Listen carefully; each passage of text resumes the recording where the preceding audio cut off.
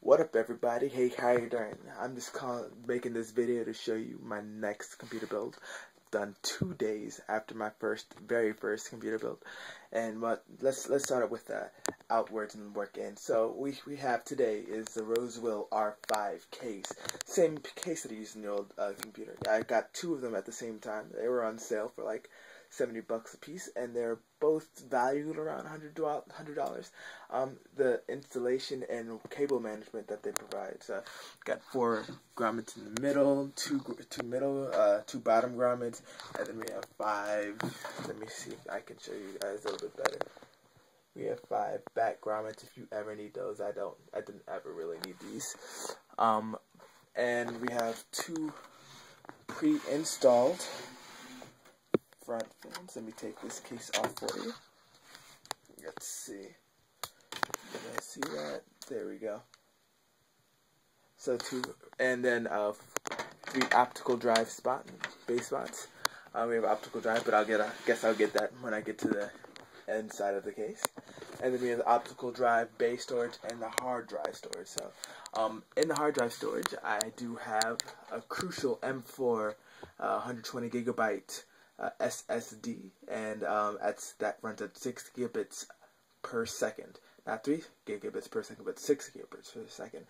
And so that's pretty fast. I would say so myself. The fastest boot hard drive that's on the market to date.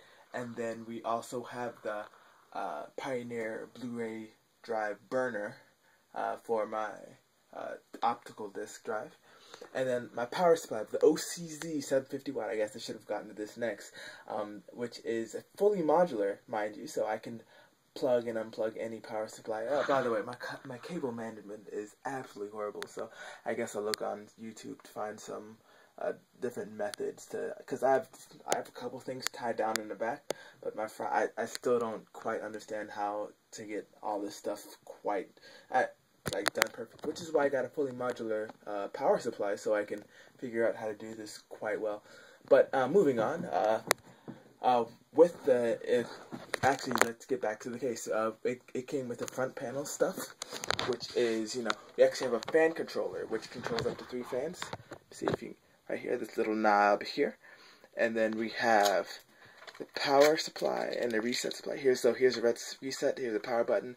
We have an external SATA connector, USB 3.0, HD audio and mic, and then 2 USB 2.0 ports, and they come down from the top, and I wired them through the back and out through the bottom, depending on where they were. So here's my here's my USB connector, and here's my HD audio connector, and then here's my eSATA from the top.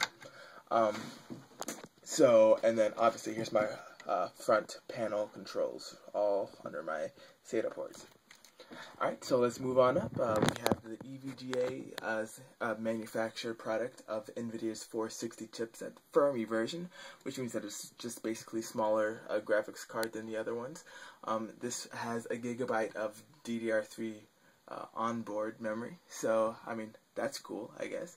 And then onto our RAM, we have the G-Skill Aries with a 1600 megahertz speed, and it's that 16 gigabytes of RAM right there. So 2 8-gig sticks, dual core memory, obviously, since there's 2 sticks of RAM.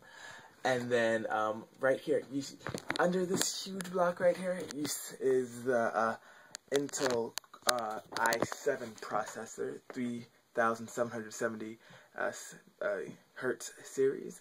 And that is the K series, as a matter of fact, so that means that it is available for overclocking in the BIOS. So, I mean, all processors are available for overclocking, but this one is actually fine-tuned for overclocking, which is why I bought an aftermarket heatsink for this.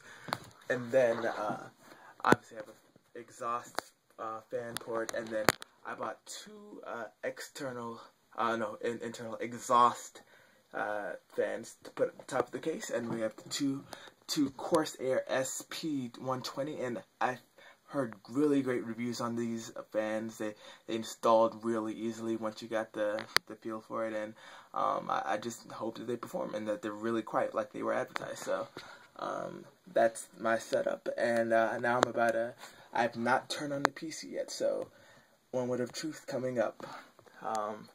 This is me signing out.